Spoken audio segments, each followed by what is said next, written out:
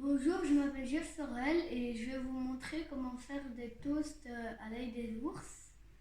Pour commencer, déjà les ingrédients, vous pouvez choisir un peu tout ce qui est sec et prenez des toasts ou de la focaccia.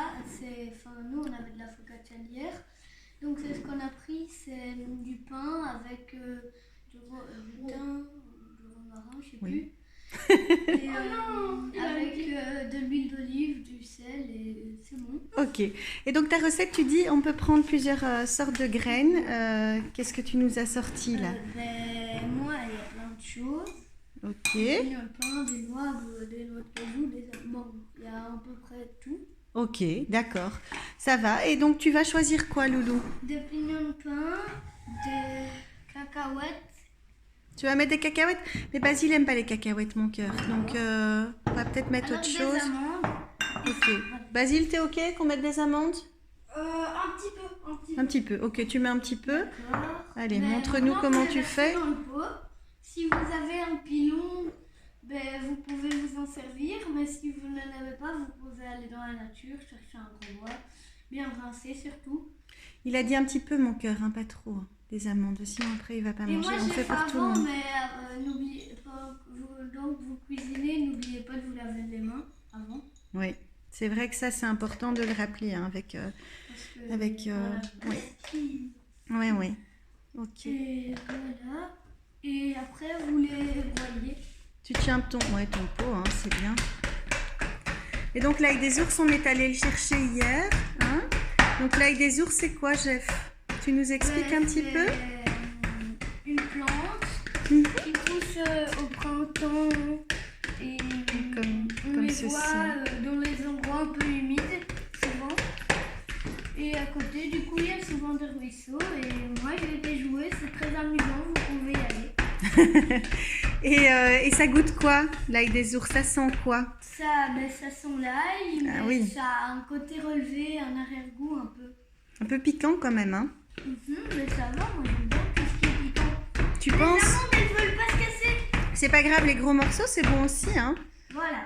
Ok, d'accord. Montre un peu la consistance, est-ce qu'on fait plus?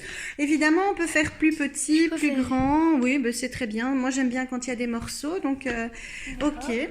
Et donc, ton ail des ours, tu vas le couper comment maintenant? Je vais commencer avec des ciseaux et après je vais terminer un peu avec un couteau pour que ce soit encore plus petit. Ok, mais c'est vrai que les enfants, utiliser un couteau, ça peut être dangereux, hein. Donc, c'est important qu'il y ait les parents à côté, hein. Après, c'est bon, moi je trouve, d'avoir des morceaux qui sont irréguliers, hein. Et donc l'ail des ours, évidemment, on peut aussi l'utiliser pour faire du pesto, hein, donc à mettre dans les pâtes. On peut l'utiliser pour les quiches, oui, les quiches, les pains, des gaufres, oui, tout à fait. Et donc soit on le mélange à la pâte, ou soit on le met en frais. Voilà, ici c'est un peu comme une roquette, hein. Tu veux que je t'aide pour venir terminer de couper, Loulou? Non, Ça va?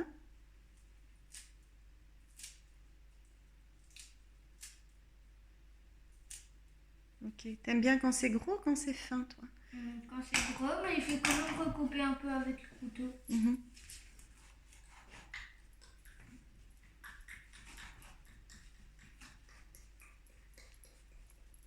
Voilà, donc c'est vrai qu'il faut avoir quelques ingrédients chez soi, mais on peut quand même prendre ce qu'il y a à la maison. Alors après, ici, tu as... ce qu'il fallait faire. Ben oui, après en fait on a choisi quoi comme fromage, Jeff? Du parmesan. Du parmesan, ok. Donc voilà, ouais. Donc tu peux mettre ton parmesan dans ton pot, hein, oui. Tout? Ah bah tu mets tout, mais tu fais attention avec tes doigts de pas trop en mettre à côté. Et si t'en mets à côté, t'en mets à côté, hein. Voilà. Alors, tu vas rajouter maintenant, à ton avis, qu'est-ce qu'on va rajouter? De l'huile d'olive. Oui, ok. Donc tu vas rajouter l'huile d'olive. Et donc l'huile d'olive, hein. Beaucoup ou pas? Mais non, je t'arrêterai. Tu sais bien, nous on cuisine fort à l'œil et au goût, hein. Toujours goûter, hein, Jeff, c'est ce que tu me dis, hein, en général. Voilà, vas-y. Oh, tu peux encore en mettre, c'est bon quand... voilà, c'est bon quand ça goûte l'huile. Alors, Mélanger un peu aussi parce que Oui. si il y a tout un côté d'huile d'olive et que c'est trop gras, c'est pas bon. ouais, ben on va mélanger maintenant, hein. Donc, tu prends ton pilon et tu écrases aussi. On a aussi les petites herbes de notre pizza fraîche d'hier. Donc, on a encore de la ciboulette et regarde de la basilic que tu peux rajouter dedans. Tu peux tout mettre parce qu'autant la manger tant qu'elle est fraîche. Hein. Bon, évidemment, nous, on aime les choses qui sont naturelles. Donc, c'est vrai que pour les goûts des enfants, c'est pas toujours évident. Et donc, Moi, ça maintenant, va, j'aime bien. oui, toi, vous avez l'habitude, vous aimez ça. Mais Je peux tout c'est mettre dedans. l'occasion de faire découvrir. Non, ne mets pas tout, mais voilà, oui, une grosse poignée et commence d'abord à écraser, mélanger. On va aller chercher une cuillère. Basile, tu sais aller chercher une cuillère à soupe, mon petit cœur?